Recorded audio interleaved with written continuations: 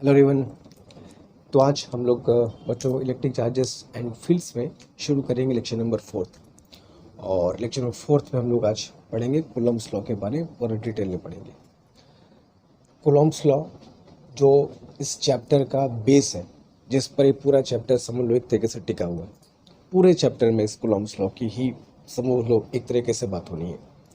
तो कहते हैं कि सोल है कूलम्ब्स लॉ इस चैप्टर का।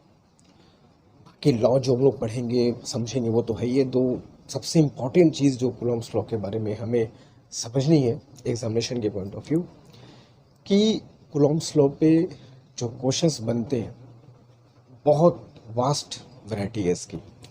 बहुत अलग अलग कैटेगरी के अलग अलग टाइप के क्वेश्चंस बनते हैं इसमें। तो इस पे जितने क्वेश्चंस हम लोग प्रैक्टिस कर ले उतने समझ लो कम पड़ते हैं। है तो बहुत बहुत बेसिक लॉ, नेचर का बहुत बेसिक लॉ है। दो चार्ज पार्टिकल के बीच जो इंटरेक्शन होता है उसका सिर्फ एक क्वांटिटेटिव एक्सप्लेनेशन है कि फोर्स कितना होता है, कैसे फाइंड करेंगे, दैट्स इट। डायरेक्शन वगैरह क्या होगा, एक सिंपल सा बेसिक लॉ है। जैसे कि कह सकते हो कि ग्रेविटेशनल फोर्स दो मैसिव बॉडी के बीच। बट इसका एप्लीकेशन अलग अलग टाइप के क्वेश्चंस अगर बनने की बात हो तो शायद ही ऐसा कोई टॉपिक होगा जो इतना वास्ट वैरायटी के क्वेश्चंस को लिया होगा। तो ये सब ध्यान रखना होगा हमको। हम लोग आज पहले लॉ अच्छे से पढ़ेंगे, है ना। और वेक्टर फॉर्म भी आज इसका देखेंगे हम लोग, और फिर शुरू करेंगे एक बहुत लंबी सीरीज जिस पे कूलम्ब्स लॉ का ढेर सारा जितने क्वेश्चंस बन सकते हैं अलग अलग टाइप के पीवाईक्यूज जो हैं डिफरेंट डिफरेंट एग्जामिनेशन के, जेई मेंस हो, नीट हो, सारे क्वेश्चंस को हम लोग उठाएंगे और सॉल्व करेंगे। ठीक है। तो वो पहले आज अच्छे से इस लॉ के बारे में देखते हैं, समझते हैं कि है क्या, और फिर हम लोग आगे की बात करेंगे। ठीक है। तो चलो बिना टाइम वेस्ट किए शुरू करते हैं कूलम्ब्स लॉ। जैसा कि मैंने पहले कहा कि कूलम्ब्स लॉ है क्या। चार्ज पार्टिकल के बीच इंटरेक्शन होता है, अट्रैक्टिव रिपल्सिव जो भी इंटरेक्शन होता है, बहुत सालों पहले पता चल चुका था कि भाई इनके बीच इंटरेक्शन है। ठीक है। चार्ज की कहानी बहुत पुरानी है, हम लोग जानते हैं, अच्छे समझे हैं। तो इनके बीच इंटरेक्शन है ये बहुत पहले हम लोग को पता चल चुका था। ठीक है। बट वो इंटरेक्शन का मेज़रमेंट एक कह सकते हो कि क्वांटिटेटिव मेज़रमेंट उस लॉ का, उस इंटरेक्शन का, ये बहुत सालों बाद हुआ, जिसको हम लोग कूलम्ब्स लॉ के नाम से जानते हैं। तो इंटरेक्शन है तो बहुत सालों पहले पता चल गया था। ठीक है, कि चार्ज पार्टिकल्स हैं, उनके बीच इंटरेक्शन है। बट ये इंटरेक्शन का मेजरमेंट कैसे करें, इनके बीच जो फोर्स है उसको कैसे मेज़र किया जाए, ये फोर्स किन किन बातों पर डिपेंड करता है, ये सब हमें पता चलता है कूलम्ब्स लॉ से। ठीक है। तो before we start Coulomb's law, जैसा कि हम जानते हैं कि कूलम्ब एक फ्रेंच फिजिसिस्ट थे, जिन्होंने इस लॉ को एक्सपेरिमेंटली डिराइव किया, देखा अलग अलग कंडीशंस में, चार्ज स्फीयर को रख करके देखा अलग अलग डिस्टेंसेस पे कि फोर्स कैसे चेंज करता है, कैसे वेरी करता है। फिर जाके उन्होंने इस लॉ को अपने लोगों के सामने रखा। ठीक है। तो 1785 में, है ना, ये मैं ईयर की बात करूं तो द ईयर वॉज 1785। ठीक है। और ये कौन थे, तो ये बच्चों फ्रेंच फिजिसिस्ट थे। अच्छा, हमेशा एक बात याद रखना कि हमेशा इन लोगों के बारे में जानना, है ना। जो भी फिजिसिस्ट होते हैं, साइंटिस्ट होते हैं, बड़ा तुमको एक इंस्पिरेशन इससे मिलेगा। इनकी ज़िंदगी कैसी थी, कैसे इन्होंने सब कुछ को देखा और ऑब्ज़र्व किया, तो इंटरेस्टिंग भी लगता है। एक काइंड ऑफ तुम देखते हो, सोचते हो कि यार कैसे कैसे हुआ होगा, इंस्पिरेशन तो खैर मिलती है। तो फ्रेंच फिजिसिस्ट थे ये कूलम्ब, जिन्होंने ढेर सारे अपने सेट ऑफ एक्सपेरिमेंट्स करने के बाद 1785 में इस लॉ को दुनिया के सामने रखा, जिसको आज हम लोग कूलम्ब्स लॉ के नाम से जानते हैं, जो कि बहुत बेसिक और फंडामेंटल लॉ है नेचर का। ठीक है। तो चलो शुरू करते हैं लॉ के। तो लॉ होता क्या है। तो कूलम्ब्स लॉ, जैसे कि मैंने कहा कि ये दो चार्ज पार्टिकल के बीच एक क्वांटिटेटिव एक्सप्लेनेशन होता है। चार्ज पार्टिकल के बीच जो फोर्स लगता है, जो इंटरेक्शन होता है, उसका एक क्वांटिटेटिव एक्सप्लेनेशन है कि भाई ये इंटरेक्शन कितना होता है, किन किन फैक्टर्स पर डिपेंड करता है। तो ऐसा कहा गया कि अगर हम लोग 2 पॉइंट चार्ज ले, ठीक है, पॉइंट चार्ज का मतलब भी क्या है, यहाँ पर इस बात को भी समझाना ज़रूरी है। पॉइंट चार्ज का मतलब अगर हम लोग एक्सपेरिमेंटली बात करें, जो एक्चुअल में एक्सपेरिमेंट किया गया था, उसमें पॉइंट चार्ज तो नहीं लिया गया था। पॉइंट चार्ज तो एक आइडियल डिफाइंड चीज़ होती है। चार्ज स्फीयर लिए गए थे, ठीक है, और उनके बीच के डिस्टेंस बहुत ज़्यादा थी, इतनी ज़्यादा कि वो स्फीयर पॉइंट की तरह बिहेव करे, ठीक है। तो that is the meaning of point charge. तो जब भी कहीं भी हम लोग पॉइंट चार्ज की बात करेंगे तो उसका एक्सपेरिमेंटली मतलब यही है कि डिस्टेंस बहुत ज़्यादा होगी। अगर वो बहुत बड़े चार्ज भी हैं तो भी वो पॉइंट चार्ज के जैसे दिखने चाहिए, बिहेव करने चाहिए, ठीक है। और आइडियली अगर पॉइंट चार्ज है तो वेल एंड गुड, अच्छी बात है ना। प्रैक्टिकली अगर बात करोगे तो practically point charge is not possible एक पॉइंट के फॉर्म में, बट फिर भी हम लोग जब डिस्टेंस बहुत ज़्यादा कर देंगे तो चार्ज स्फीयर के बीच में, तो कह सकते हो कि भाई वो लोग पॉइंट चार्ज है, ठीक है। तो इस बात को समझना कि पॉइंट चार्ज का एक्चुअल मतलब कहने का क्या होता है, ठीक है। बाकी क्वेश्चन में दिया है पॉइंट चार्ज, तो पॉइंट चार्ज लेना है, उसमें डिस्कशन थोड़ी करना है कि पॉइंट चार्ज कैसे आ गया, ठीक है। दिया है तो सॉल्व करना है हम लोग को। तो प्रैक्टिकली अगर चार्ज बॉडीज़ के बीच डिस्टेंस बहुत ज़्यादा हो जाए तो तुम कह सकते हो कि हाँ वो लोग एक पॉइंट चार्ज है, ठीक है। तो सपोज़ मेरे पास 2 पॉइंट चार्ज हैं जिनके बीच कोई डिस्टेंस है, मान लो आप। तो काफ़ी ढेर सारे एक्सपेरिमेंट्स करने के बाद, अलग अलग चार्ज के स्फीयर को यूज़ करने के बाद, अलग अलग डिस्टेंस पर उनको रखने के बाद, ऐसे नहीं होता भाई। किसी भी चीज़ पे पहुंचने के लिए जो लॉ को हम लोग पढ़ लेते हैं ना, 1 मिनट में, 10 मिनट में टीचर पढ़ा दिए, बच्चे समझ गए, उनको करने में, उनको ऑब्जर्व करने में एक फिजिसिस्ट से पूछो कि कितना वो उसमें अपना दिल दिमाग समय खर्च करते हैं, तब वो तुमको एक लॉ तुम्हारे सामने आता है ना।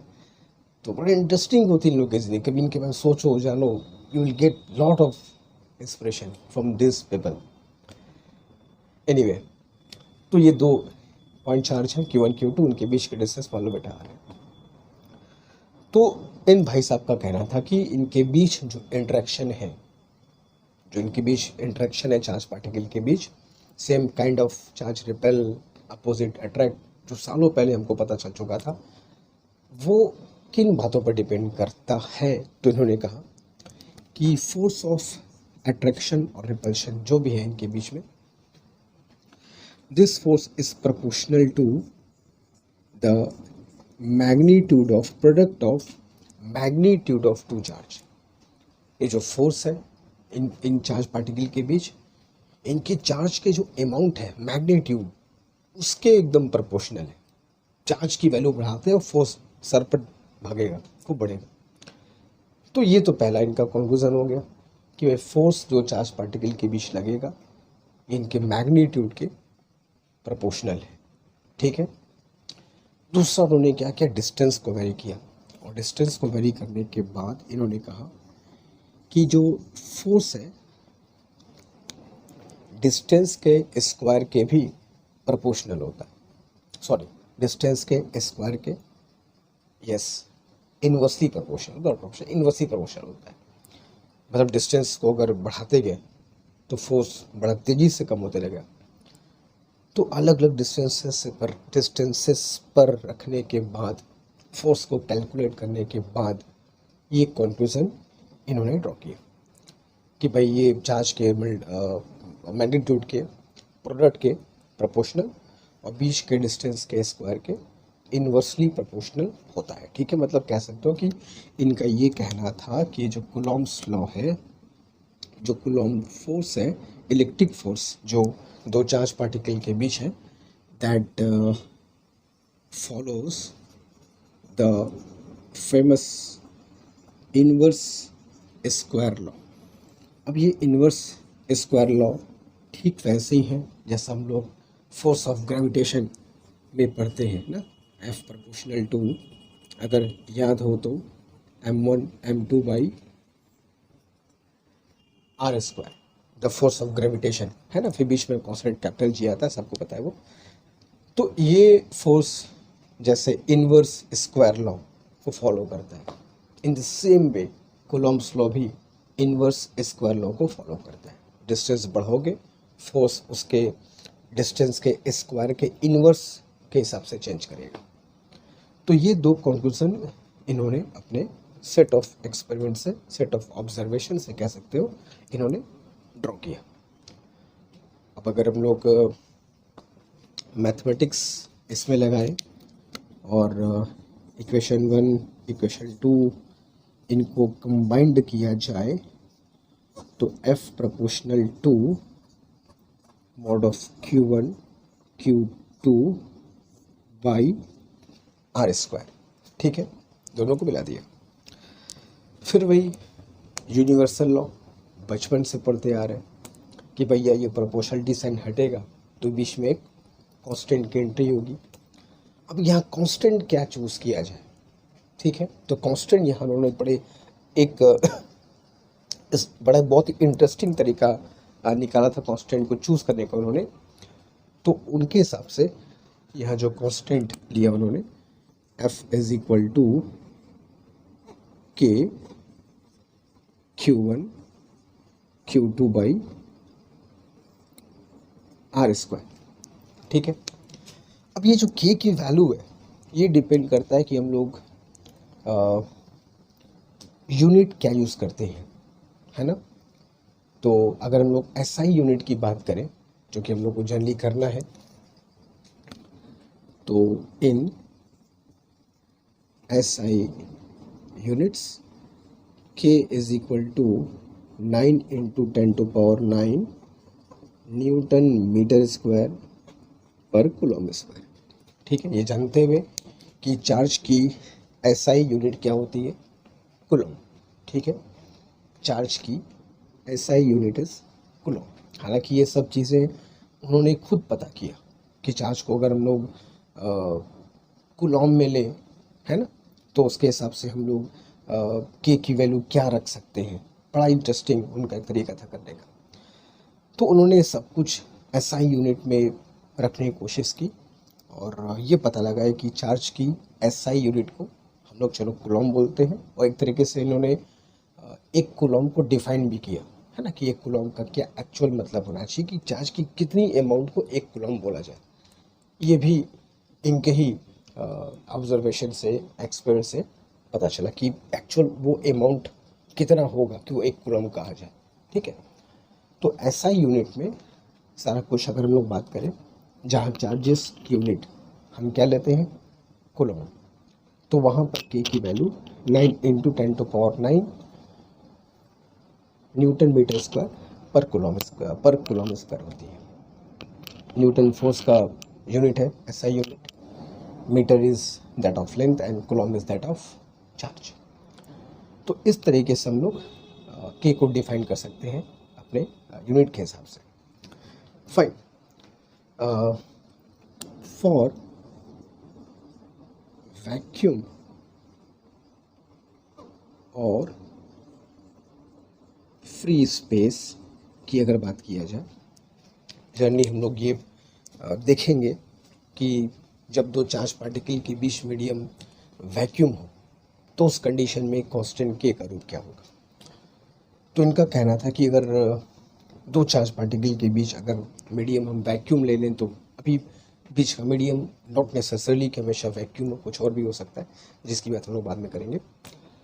अभी फ़िलहाल अगर हम ये माने कि चार्ज के बीच जो मीडियम है वैक्यूम है, फ्री स्पेस है, तो this K has value this much, 1/4 pi epsilon not से इसको डिनोट करते हैं। और यही इसकी वैल्यू आती है 9 इंटू 10⁹ न्यूटन मीटर स्क्वायर पर कूलम स्क्वायर। ठीक है, अब ये 1/4 पाई एप्सिलॉन नॉट क्या होता है? 4 और पाई तो चलो न्यूमेरिकल कॉन्स्टेंट्स हैं, एप्सिलॉन नॉट क्या होता है? तो ये जो एप्सिलॉन नॉट, इस सिंबल को लोग बोलते हैं बच्चों epsilon, and this is epsilon not. तो अब ये जो एप्सिलॉन नॉट है ये कांस्टेंट होता है, दिस कांस्टेंट इज कॉल्ड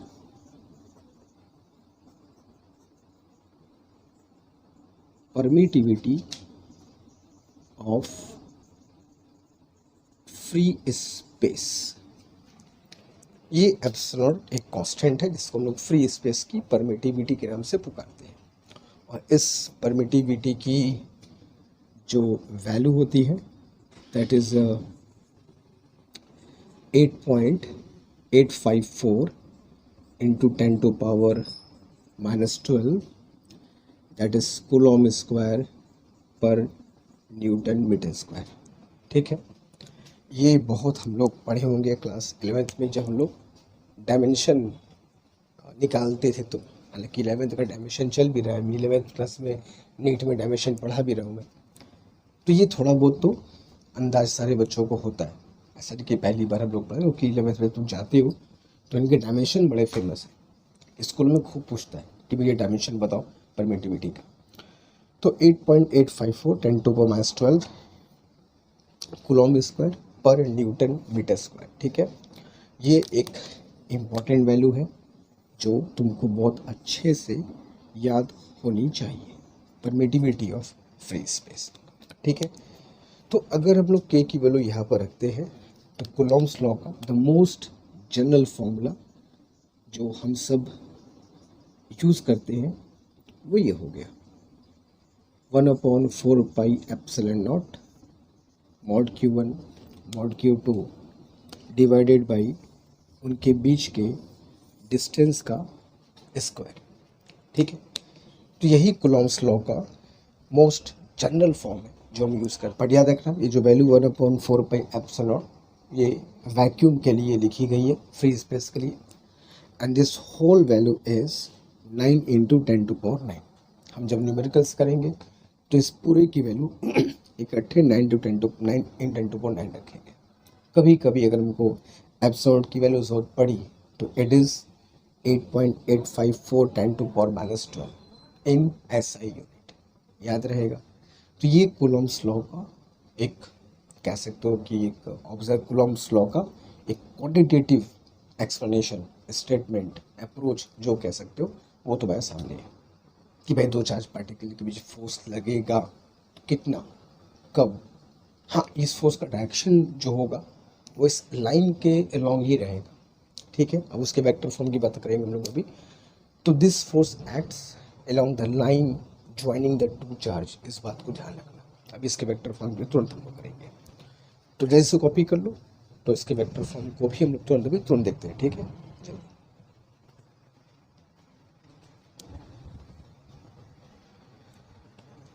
अब हम लोग चलते हैं और देखते हैं कूलम्स लॉ को अगर वेक्टर फॉर्म में लिखना हो तो कैसे लिखेंगे। वैसे एक बात ध्यान रखना कि कूलॉम ने इस बात को बता दिया था कि दो चार्ज पार्टिकल के बीच, जैसे मान लो अगर ये दो चार्ज पार्टिकल में ले लो Q1 और Q2, जो भी इनके बीच फोर्स लगे, अट्रैक्टिव रिपल्सिव जो भी हो, वो हमेशा इस लाइन के अलोंग रहेगा। ठीक है, ये भी उनका एक ऑब्जर्वेशन था कूलम्स लॉ में कि जो फोर्स होगा वो चार्जेस को मिलाने वाले लाइन के अलोंग ही होगा। ये भी हमको पता है कि डायरेक्शन क्या होगा चार्ज का, अगर नेचर पता हो तो, कि सेम चार्ज है, सेम टाइप ऑफ चार्ज है तो रिपल्सिव होगा, अपोजिट है तो अट्रैक्टिव होगा। तो यहाँ से लोग डायरेक्शन पता कर सकते हैं। लेकिन मैथमेटिकली इस चीज़ को अगर हम लिखना चाहें, एक ऐसा फॉर्मूला जिसमें हमको फोर्स की मैग्नीट्यूड ही नहीं डायरेक्शन भी पता चल जाए, एक ऐसा फॉर्म अगर लिखना हो तो वो कैसे लिखा जाएगा? तुम जब भी कोई लॉ अगर दोगे, यहाँ वेक्टर की बात होगी तो तुमको डायरेक्शन तो बताना पड़ेगा, ऐसा बात नहीं बनेगी। तो इसके वेक्टर फॉर्म को समझते हैं, एग्ज़ाम में आता भी है, बोर्ड एग्ज़ाम में वेक्टर फॉर्म को लिखना, वेक्टर फॉर्म में कूलम्स लॉ कैसे एक्सप्रेस किया जाएगा। तो चलो देखते हैं इसका वेक्टर फॉर्म क्या होगा। तो उसके लिए सबसे पहले हमें करना क्या है, एक ओरिजिन ले लिया मैंने, ठीक है, पॉइंट ले लिया स्पेस में ओरिजिन, और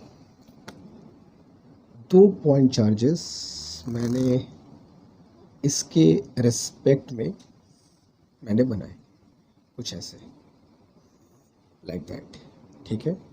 ये मान लो पहले चार्ज पार्टिकल की पोजीशन है और ये दूसरे चार्ज पार्टिकल की पोजीशन है। मेरे बोर्ड में फ्रिक्शन बहुत ज़्यादा हो गया है ना, इसलिए आवाज़ कर रहा है। चलो, तो ये हो गया तुम्हारा एक काइंड ऑफ कैसे ओरिजिन, और ये 2 चार्ज पार्टिकल, थोड़ा सा फिगर बड़ा बनेगा तो और अच्छा रहेगा, तो मैं तुमको इसको डिस्टेंस बढ़ाता हूँ, ठीक है, फाइन। ये एक पॉइंट चार्ज मान लो Q1, और ये एक दूसरा पॉइंट चार्ज मान लो Q2, ठीक है। दो पॉइंट चार्ज मेरे पास है, ठीक। अब इनके बीच जो फोर्स लगेगा हम उसको वेक्टर फॉर्म में लिखने वाले हैं। तो हमें दिया क्या रहेगा, चार्ज पार्टिकल के बीच का डिस्टेंस तुमको नहीं पता, उनकी पोजीशन पता कि किसी गिवन पॉइंट के रिस्पेक्ट में ये Q1 Q2 कहाँ पे है। यार ये लाइन थोड़ा सा मुझको पसंद नहीं आ रही है, ये लाइन थोड़ी मुझको अच्छी लग रही है, कुछ स्ट्रेट जैसा होना चाहिए ना, बढ़िया सा ऐसे, ठीक है। नाउ मच बेटर, पहले से कुछ बेटर है।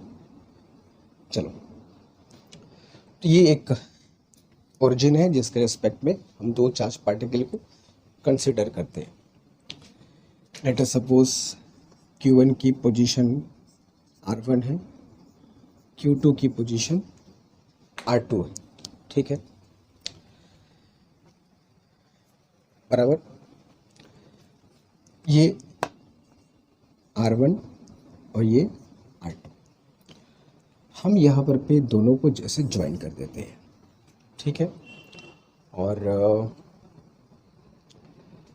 ये जो डिस्टेंस देख रहे हो, हम इस डिस्टेंस को सपोज करो R कंसिडर कर लेते हैं कि जो इनके बीच की डिस्टेंस है, इसकी जो लेंथ है, इसकी जो मैग्नीट्यूड है वो R है, ठीक है, लाइक दैट, ठीक। थोड़ा सा और इसको अच्छे से बना लिया जाए,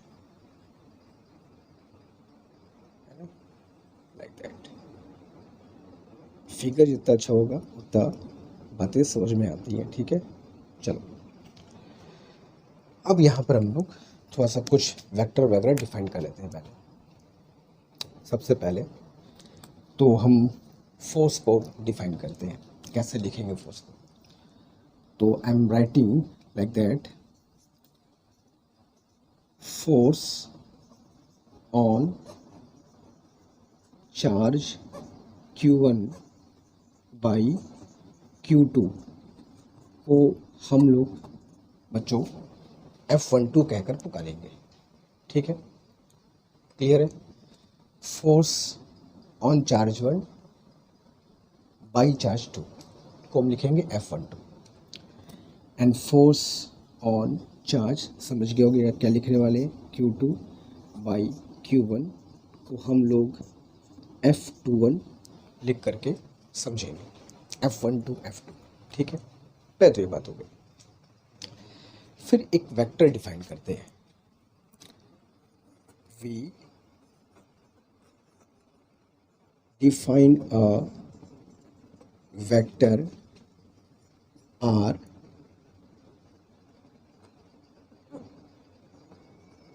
having direction Q1 to Q2।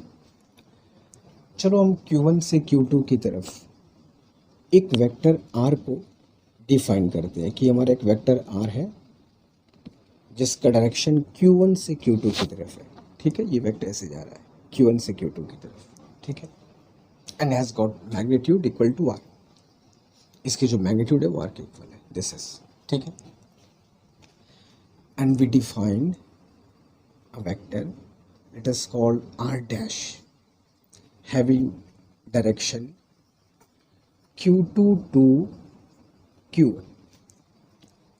एक दूसरा वेक्टर डिफाइन किया हमने आर डैश कुछ ऐसे, जिसका डायरेक्शन Q2 से Q1 की तरफ है, मतलब ये दोनों आपस में अपोजिट है, इन दोनों की मैग्नीट्यूड सेम है, मतलब you can say vector R is equal to minus R dash, दोनों का डायरेक्शन अपोजिट है, मैग्नीट्यूड दोनों के सेम है, मतलब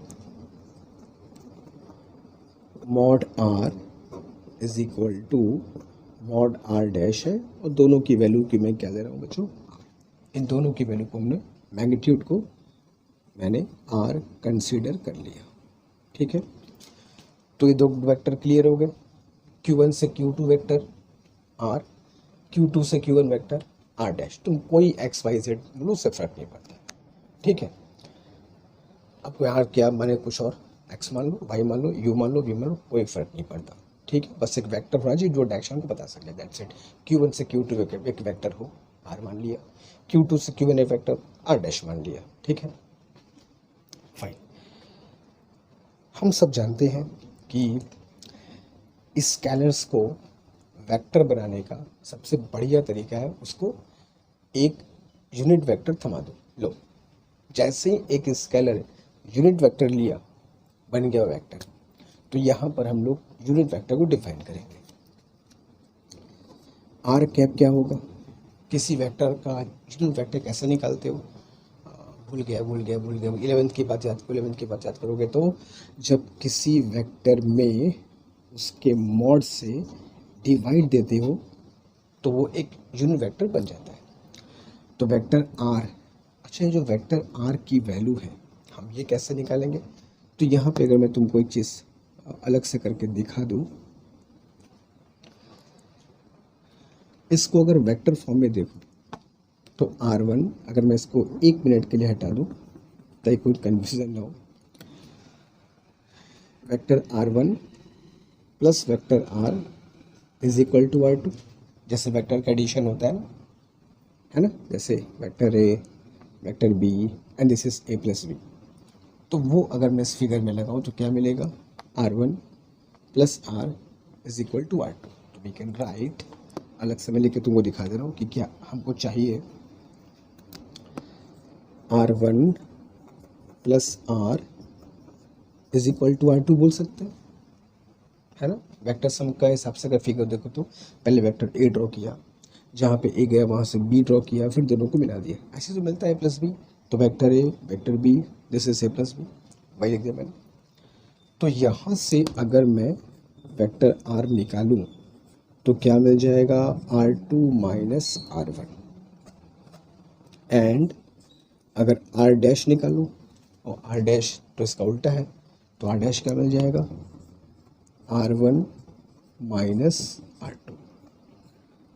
तो जिन दो वेक्टर को मैं डिफाइन किया हूँ R और R डैश, उनको हम लोग R और R डैश उनको हम लोग इन दोनों वेक्टर की हेल्प से पता कर सकते हैं, क्योंकि हमको दिया तो R1 R2 है, R और R डैश तो मैं खुद डिफाइन किया हूँ। तो जो मैं खुद डिफाइन किया हूँ मेरी जिम्मेदारी बनती है कि उसको एक्चुअल वैल्यू क्या होगी पता करने की।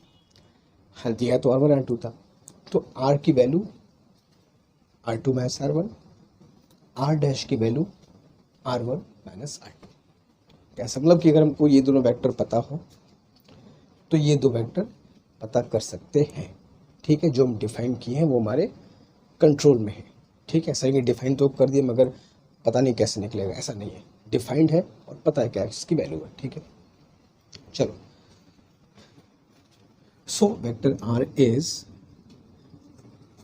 R2 minus R1 and divided by mod of R2 minus mod of R1 कर सकते हो, ठीक है। सिमिलरली अगर हमको R डैश निकालना हो तो R डैश कैप निकालना हो तो R डैश कैप कैसे निकाला जाएगा, vector R dash divided by R dash का मॉड। तो वेक्टर आर डैश कितना है, R1 minus R2 divided by R1 minus R2 का मॉड। देखो एक्चुअली ये सब लिखना क्यों ज़रूरी है, हम लोग जब वेक्टर फॉर्म यूज़ करेंगे तो हम लोगों को कुछ वेक्टर्स का यूज़ करना होगा। तो उन वेक्टर को जब डिफाइन करोगे तब तो यूज़ कर सकते हो, ऐसे कैसे किसी वेक्टर को तुम फॉर्मूले में घुसेड़ दोगे। पहले उसको देखना होगा कि भैया वो वेक्टर है क्या, तो डिफाइन कर लो उसको कि हाँ ये वेक्टर है, इसको मैं फॉर्मूले में यूज़ करूँगा, दैट इज़ वेक्टर फॉर्म। ऐसा नहीं कि किसी वेक्टर को उठाया बस ठूस दिया, have to define, predefine करो कि हाँ ये वेक्टर जो मैं यूज़ करूँगा क्वेश्चन में वो ये है, ये वेक्टर ये है। तो इनसे इन दोनों को पहले डिफाइन कर लिया गया। अब इनको यूज़ कैसे करेंगे देखना। फॉर द टाइम बीइंग, एक मोमेंट के लिए चलो एज्यूम कर लेते हैं कि दोनों चार्ज सेम नेचर के हैं। Let us say both are positive, same nature के हैं, जंप करके रिपेल करेंगे। Q2 Q1 को रिपेल करेगा तो Q1 Q2 को रिपेल करेगा। तो अगर इन दो फोर्सेस जिनको मैं लिखा हूँ यहाँ पे डायग्राम में लिखा हूँ, रिपल्सिव फोर्स है तो ये होगा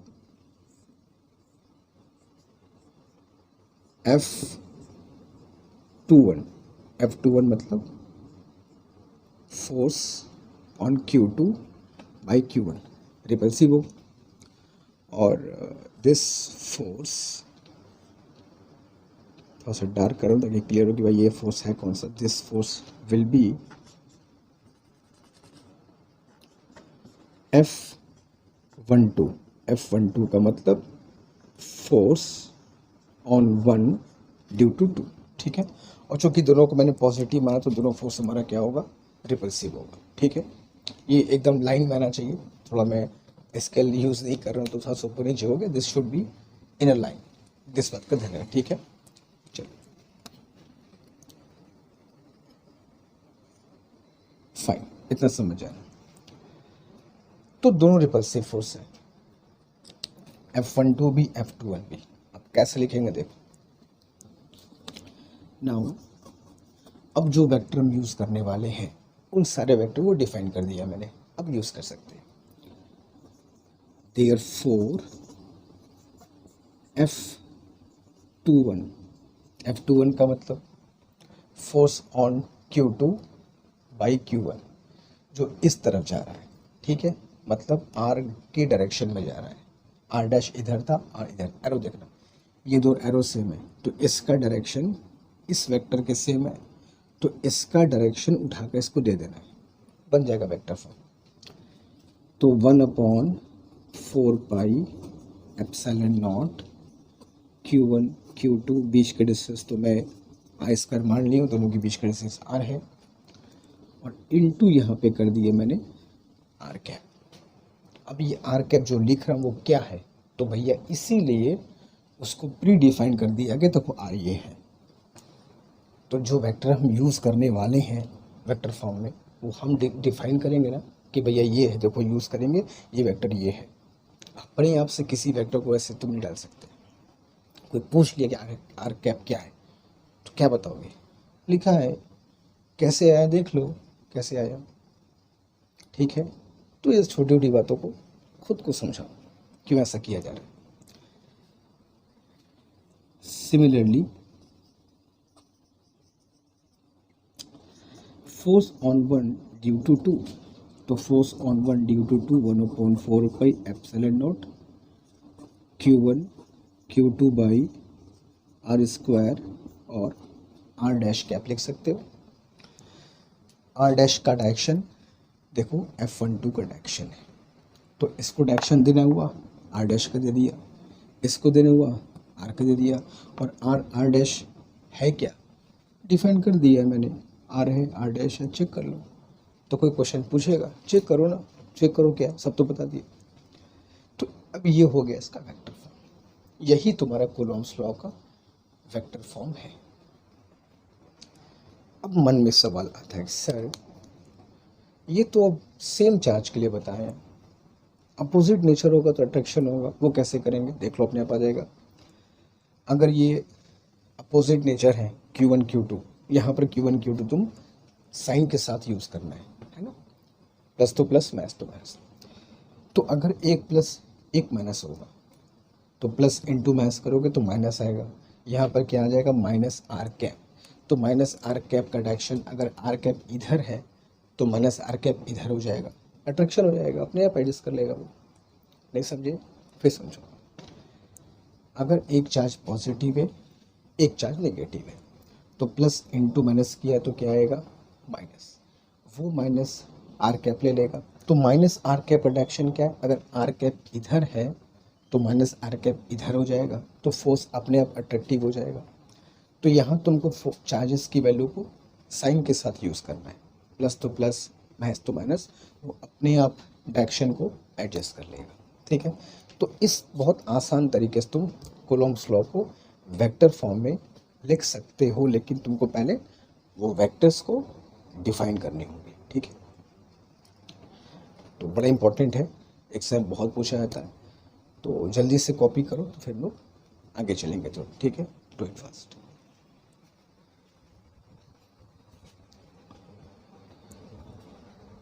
ओके, तो बंधुओं आज हम लोग यहाँ पे स्टॉप करेंगे और कूलॉम्स लॉ और वेक्टर फॉर्म वो एक ही टॉपिक हम लोग कंप्लीट करेंगे, आराम से हो जाएगा।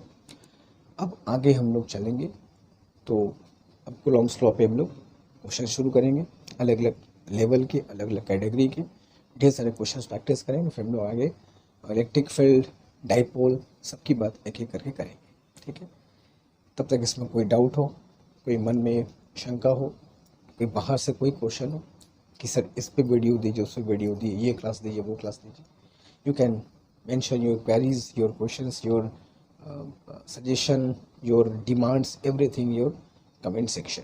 ठीक है, तो आज के सिर्फ इतना ही। Thank you so much.